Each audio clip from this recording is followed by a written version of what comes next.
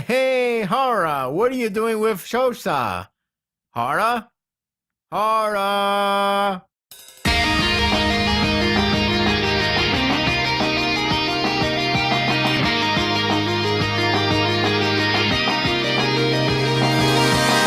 It's amazing how this chapter can display different sensation. Sometimes it can be encouraging, sometimes it can be worrisome, and sometimes it can be a relief. My prediction almost pointed to the direction of overthinking. Sadly, it looks like it will become a reality. This was a riveting chapter that toyed around the fear factor of his audience, and yet somehow landed on where we last started. The continuing tension of a possible downfall for Hishin unit is striking. I wouldn't go far as saying Shin will get Ohan's treatment, but it's the veterans' lives that worries me. The last and this chapter clearly focus on them rather than the commanders to make you believe that someone will die next. With the tactic of leaving anyone in grave danger behind and two characters in charge of rescuing, it's not hard to believe. I can only pray Hara is just trolling, even if it is crappy of him for doing so. Damn writers and their good writing.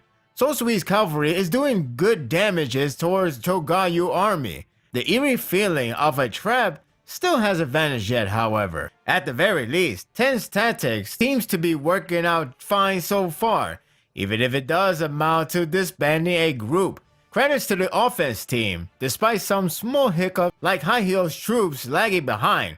They have been making impressive progress. Impressively enough, Kyokai and Shin are on standby, so to say, which says well enough for the unit. That being said, why not go and help their armies? The two powerhouses are in standby because Ten planned this. This looks like the time for side characters to get a moment for the next 20 chapters. Oh goody! Actually, the reason for this ploy is to fool Chogayu into believing that this is the true form of Hishin unit. Realistically, it's not even his final form. Basically, Ten is counting on the troops alone to pull off a triumphant advantage point to force Chogayu to send his better men to the field. She seems so determined to get this guy, right?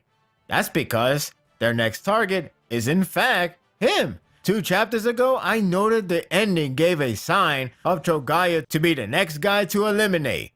Now, it's confirmed. Now the question is, who will take him out?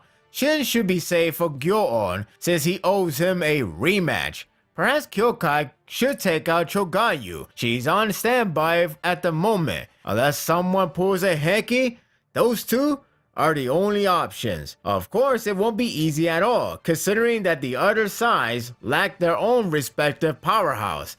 This is troubling. The flashback adds more weight on Hishin unit. Daza with Ako army will deal with Bananji's army, while Gyokoho unit led by Banyo will deal with Gyo-on army. That all said, the main goal is to kill Chogayu, which is Hishin's task. The two have to defend, though they don't have a leader to gain sheer momentum. It's a risky task, but they place hope on Hishin to fulfill the goal. That's one way to pressure Ten on her first day as right-wing strategist. On the bright side, this would at least give Gyokoho a chance to redeem themselves. Most importantly, avenge their comrades. Luckily for them, Gyo-on is not in battle for today thanks to Ohan's last hit. If that didn't happen, well, rest in peace, Gyokoho.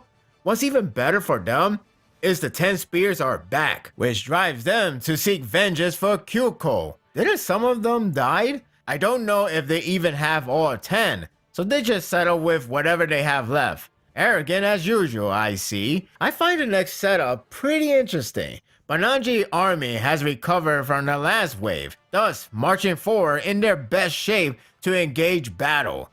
Daza sends out Ako army. No retreat, no surrender. It sounds like a simple setup, and that would have been fine. However, it's the last part that interests me. Akaken decides to go on ahead and claim, with his permanent smile, to meet Bananji. I find it hilarious that he said it so casually. Even so, there's a strong implication that he could be the man to slay Bananji. If he does kill him, He will be a certified best man in the unit without a doubt. He has been killing it in this arc so far. Truly the wild card. It felt encouraging that everyone is progressing well, but Shin is beginning to slow down. It gives Ten a great amount of pressure. She is hell-bent to keep it all together without improvising. She knows Shogayu has a better force waiting to join, but how long can she keep up before everyone dies? It took a while, but Shogayu finally sent out his best defense force, Dojaku. You got to give him a credit for admitting his underestimation on Hishin unit, but it's all about the flow. With his best man entering the field, the momentum will go to Zhao and nothing will go back. Suddenly, it becomes discouraging. The momentum quickly shifts favorably towards Zhao's left wing. Now bodies are hitting the floor faster. I predicted in the last chapter review that there's a bad feeling about Shogayu remaining calm. Now we know that chilling sensation of a great downfall is kicking in badly. It's like, not this shit again. On an interesting note, it is confirmed that Gyo-on is the sword, while Shogayu is the shield, master of offense and defense respectively. I couldn't help but think Pokemon from that line. It's not a reference from Hara, but the timing of the news made me think about it. Just when I believed my prediction came true, Ten pulls her trap card in effect. This ensued a great inspiring recovery moment. She not only knows this tactic can work, but she has no doubt that it will work. Why? Because they have the man that will go beyond any expectation of the naysayers. He will be equal with the 6 generals. The hell with that.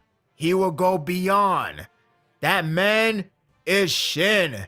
Hell yeah. I couldn't do it justice, but Ten said it really well. That is not only inspiring, but intensifying. The double page spread makes it even better with Shin being the badass as he truly is. Shin dominates the field single-handed and his unit is awestruck to see the beloved captain. The wait time is over. Not only their momentum recovered, but they are on fire. Not literally, of course. Don't call it a comeback is what I shouted. Shogayu be damned. It's not over, but it was worth watching him dumbfounded. That's what he gets for his arrogance. This would have been a great spot to end the chapter on a great note. Sadly for me, Hara didn't forget the eerie foreshadow of one man's life on the line. I was hyped to see Shin and Utter kicking asses, but Hara has the intention to leave the fear in for the potential upcoming death, or even deaths.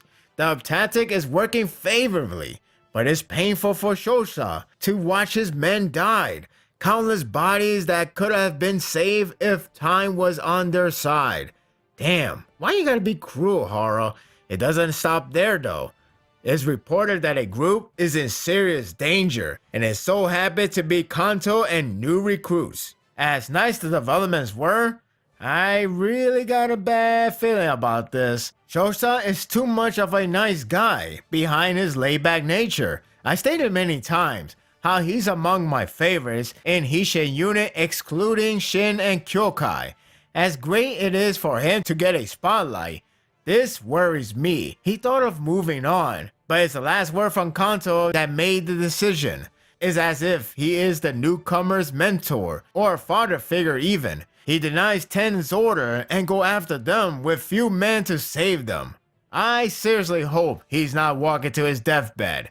This chapter grasps my full attention with its course of action. One moment is downhill, the other moment is the uprising. It was a fun and interesting ride with intriguing setups. Seriously, will Akakin actually kill Banaji today? The artwork is pretty solid, especially how the sequence played out for Shin's arrival with heartfelt speech by Ten. Sadly, the troubling feeling from the last chapter resumed here. Shosha's death flag is waving heavily. Will someone please burn that flag immediately? The clock is ticking. And that will do it for the review. I hope you enjoyed this one.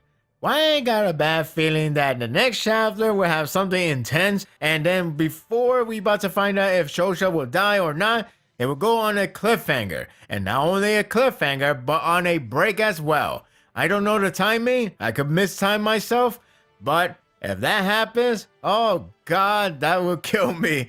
But let's hope that will not happen. Please don't let it happen. What do you think of this chapter? What do you think is the fate of Shosha? Is he really going to die? Will he get badly injured? Or nothing will happen and it's all farce? Share your thoughts in the comment section. If you like this and want more of this, subscribe to my channel and my world will be yours to stay. Until next time, take care.